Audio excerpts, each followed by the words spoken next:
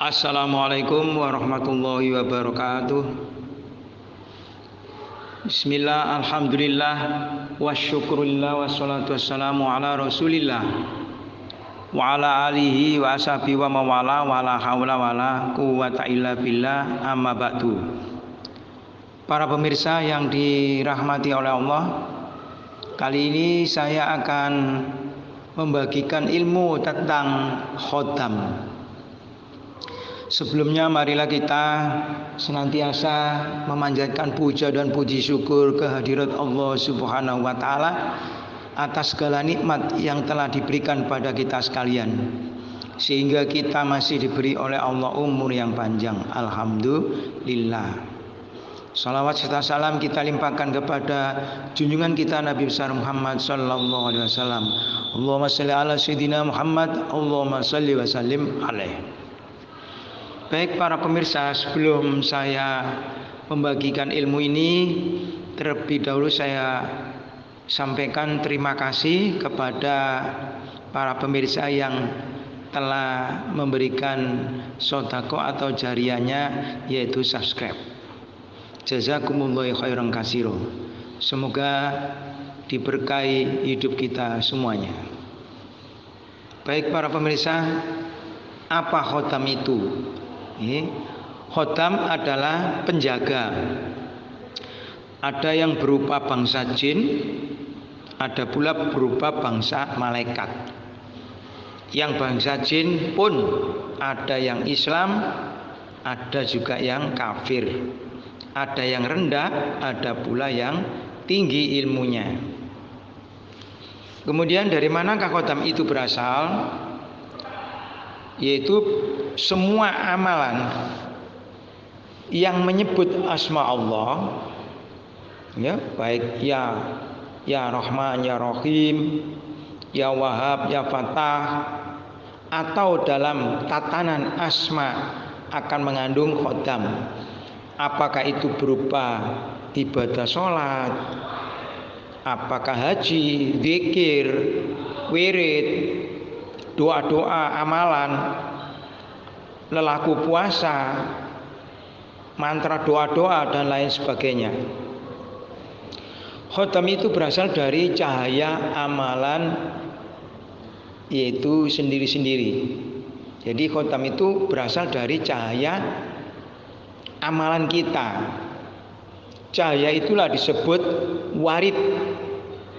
Lalu warid akan berubah menjadi khotam, tergantung jenis khotamnya, apakah dari jin ataupun malaikat. Selanjutnya, bagaimanakah dengan ibadah seperti sholat? Tetap akan menghasilkan khotam khotam atau penjaga, karena sholat syariat itu berada dalam tataran asma. Apakah khotam itu berbahaya? Khotam ada yang berbahaya, ada pula yang tidak. Meski demikian, khotam setinggi apapun tetap yaitu mempunyai satu bahaya yang sama, yaitu mendatangkan sifat merasa suci. Untuk mengetahui tentang khotam itu, akan saya berikan contoh pada para pemirsa. Saya berikan contoh khotam yang berasal dari sholat. Ada seorang yang sholat rajin terus menerus, maka khotam dari sholat itu akan manjing padanya. Dan ketika dia melihat dan berdekatan dengan seorang pelacur, maka khotam itu akan mendorong sifat merasa suci dari dalam hatinya. Engkau bisa lihat bagaimana rona wajah dan pandangan matanya. Itulah dorongan merasa suci dari khotam. Karenanya saya selalu berpesan kepada yaitu para pemirsa agar tidak boleh mencela orang meskipun seburuk apapun. Jadi datangnya dari khotam itu sendiri. Ini khotam para pemirsa. Oleh karenanya kita harus hati-hati dalam pengamalan. Hendaklah benar-benar dari lubuk hati kita yang ikhlas karena Allah. Karena itu jangan heran kalau ada orang yang apakah itu tirakat dan lain-lain, maka dia bisa mengobati dan lain-lain. Itu ada yang dari malaikat ataupun jin. Ya. Tentunya kita harus hati-hati bahwa khotam itu tergantung amalan kita. Ini para pemirsa, ya. Saya lanjutkan para pemirsa, yaitu tentang jenis-jenis khotam.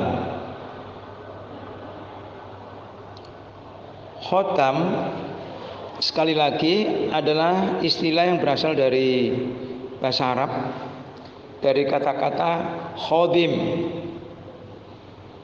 Khodim itu artinya pembantu dan diartikan sebagai makhluk halus atau jin pembantu manusia. Konon jin pembantu manusia ini bisa melindungi orang yang memilikinya.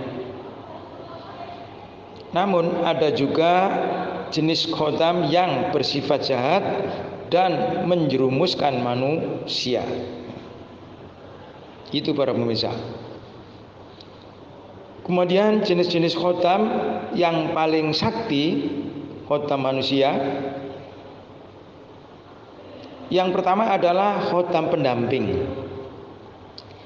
Jenis khotam yang pertama adalah khotam pendamping, yaitu khotam yang secara alamiah yang diciptakan oleh Allah Subhanahu wa taala untuk mendampingi manusia. Khotam ini sudah ada sejak manusia lahir hingga manusia tersebut yaitu meninggal dunia. Meski demikian, manusia memiliki khotam pendamping tidak menyadari bahwa ia memiliki khotam. Khotam pendamping disebut sebagai khotam yang paling kuat dan sakti. Konon katanya untuk mengasah atau meningkatkan daya khotam ini, orang yang memilikinya harus berpuasa di setiap hari kelahirannya.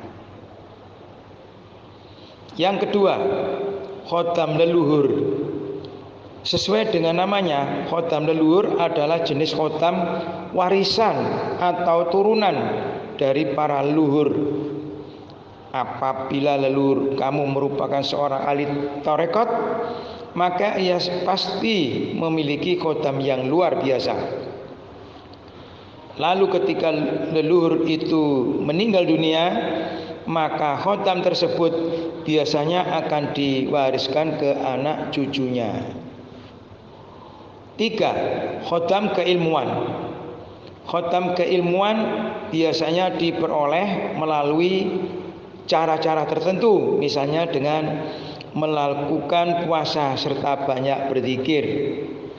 Oleh karena itu, apabila para pemirsa ini rutin berzikir dan melaksanakan puasa, maka secara otomatis yaitu bisa memiliki khotam pembantu dengan sendirinya. Keempat, khotam benda bertuah. Khotam benda bertuah adalah jenis khotam yang terdapat pada benda-benda keramat. Contohnya yaitu seperti jimat, mustika, dan lain-lain sebagainya. Benda-benda tersebut biasanya diisi oleh orang yang memiliki ilmu spiritual yang tinggi, sehingga bisa mengisi benda-benda tersebut dengan khotam. Di samping itu ada pula benda-benda secara alami memang sudah memiliki khotam. Dan yang kelima, khotam keris. Salah satu benda bertuah yang dikenal memiliki khotam adalah keris.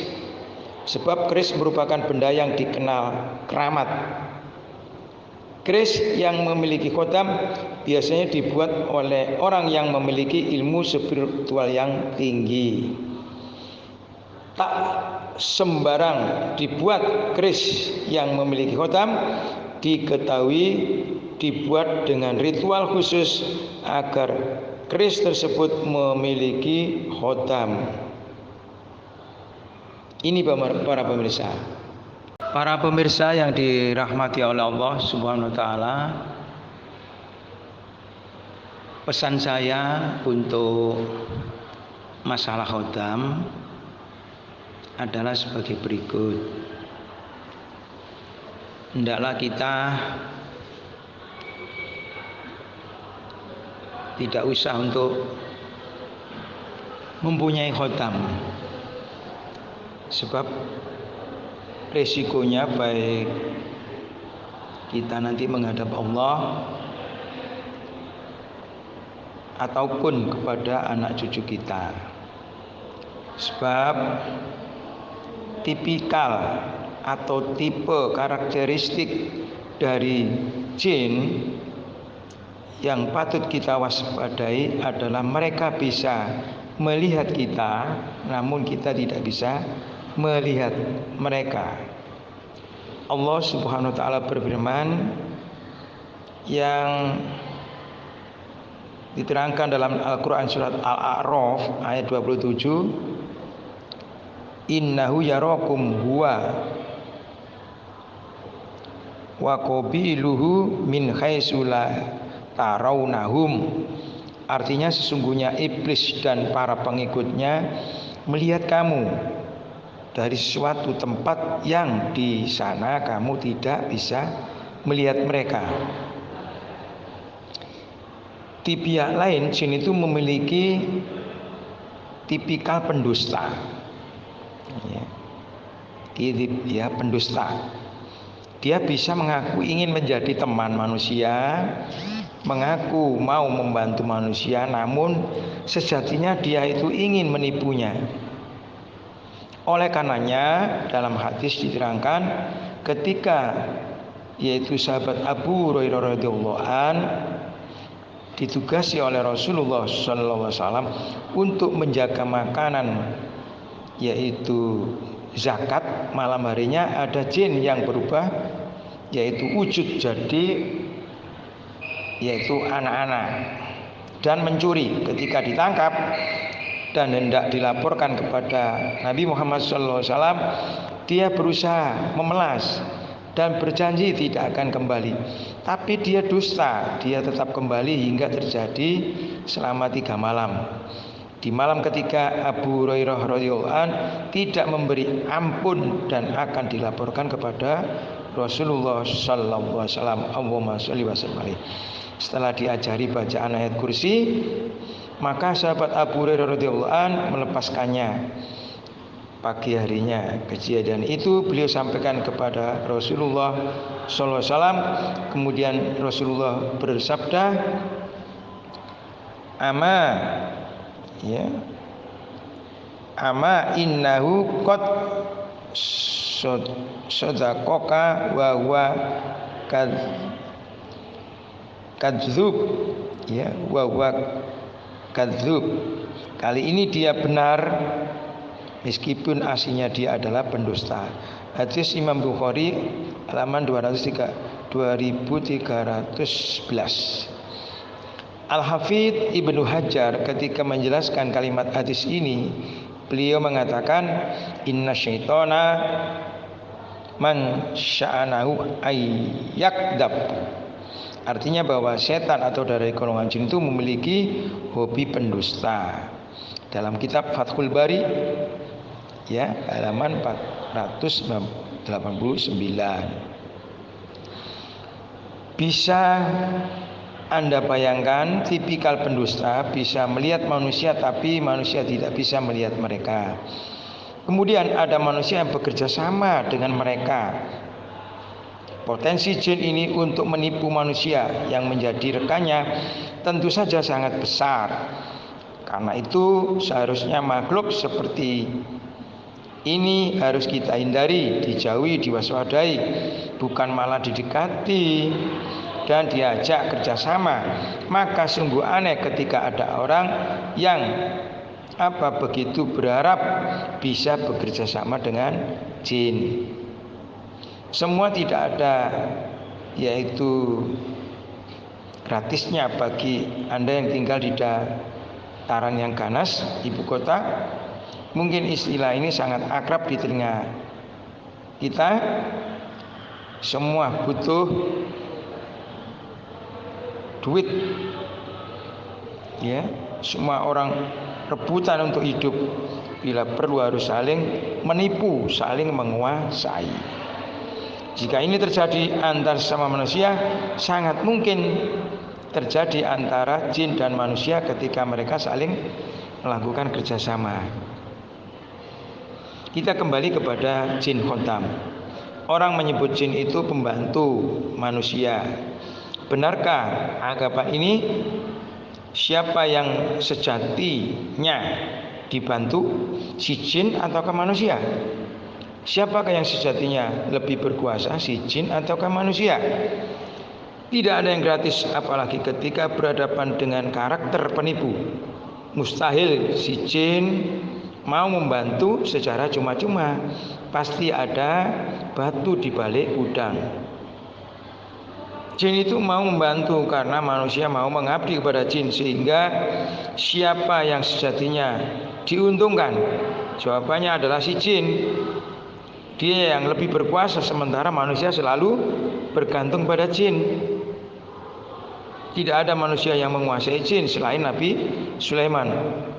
Allah Subhanahu wa taala mengkisahkan dalam Al-Qur'an salah satu doa Nabi Sulaiman, qala rabbi firli wa habli mulkaan la yanbaghi li ahadin min ba'di innaka antal wahhab. Artinya Nabi Sulaiman alaihissalam berdoa, ya Allah Tuhanku, ampunilah aku dan anugerahkanlah kepadaku kekuasaan yang tidak dimiliki oleh seorang pun sesudahku. Sesungguhnya Engkau yang Maha Pemberi. Quran surat Shad ayat 35. Salah satu di antara kekuasaan Nabi Sulaiman yang tidak mungkin dimiliki orang lain adalah bisa mengendalikan dan menguasai jin, sehingga semua jin menjadi tunduk dan patuh kepada Nabi Sulaiman. Bahkan Nabi Muhammad SAW sendiri tidak mau melangkah doa Nabi Sulaiman ini. Suatu ketika pada saat mengimami sholat, Nabi Muhammad SAW melakukan gerakan yang berbeda di luar kebiasaannya. Pagi harinya beliau menceritakan, sesungguhnya jin Ifrit menampakkan diri kepadaku tadi malam untuk mengganggu sholatku. Kemudian Allah memberikan kemampuan kepadaku untuk memegangnya. Aku ingin untuk mengikatnya di salah satu tiang masjid, sehingga pagi harinya kalian semua bisa melihatnya. Namun saya teringat doa saudaraku Nabi Sulaiman, ya Tuanku, ampunilah aku dan anugerahkanlah kepadaku kekuasaan yang tidak dimiliki oleh seorang pun sesudahku. Kemudian beliau melepaskan jin itu dalam keadaan terhina. Hadis riwayat Imam Bukhari, yaitu halaman 461, dan Imam Muslim 541. Nabi Muhammad SAW tidak mau mengikat jin dan tiang-tiang masjid. Karena itu beliau lakukan, berarti beliau telah menguasai jin. Yang itu menjadi keistimewaan Nabi Sulaiman. Karena teringat Nabi Sulaiman, yaitu karena teringat doa Nabi Sulaiman. Nabi Muhammad SAW melepaskan jin itu pada jika beliau mau, beliau mampu. Umumnya terjadi penyimpangan karena itu yang umum terjadi adalah penyimpangan bukan kerjasama dengan cara baik-baik. Bentuk penyimpangannya manusia melakukan pengabdian dan penghambaan kepada jin. Kemudian jin membantunya untuk mewujudkan untuk membantunya mewujudkan keinginan manusia. Jadilah jin bertambah sombong dan manusia bertambah hina dan bergelimang dosa karena melakukan berbagai kesyirikan atas permintaan si jin. Inilah yang dikatakan oleh jin. Sesungguhnya Allah menceritakan di dalam Quran surat Al-Jin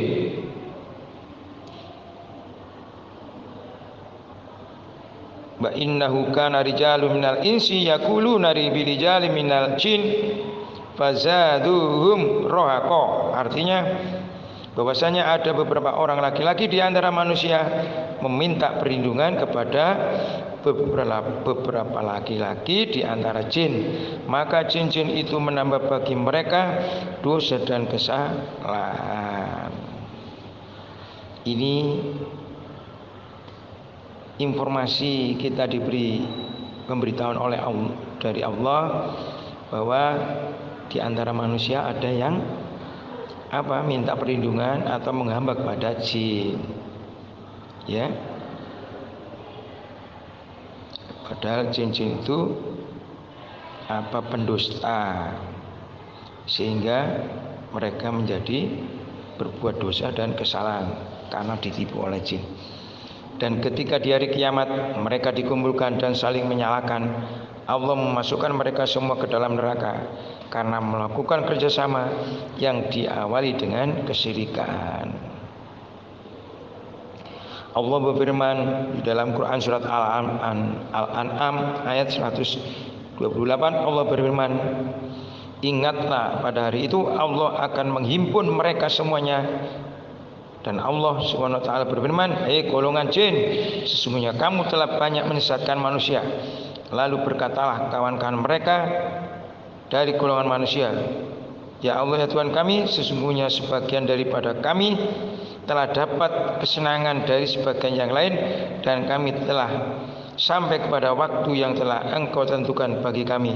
Allah berfirman, "Neraka itulah tempat tinggal kamu, sedangkan kamu kekal di dalamnya, kecuali kalau Allah menghendaki yang lain. Sesungguhnya Tuhanmu maha bijaksana lagi maha mengetahui."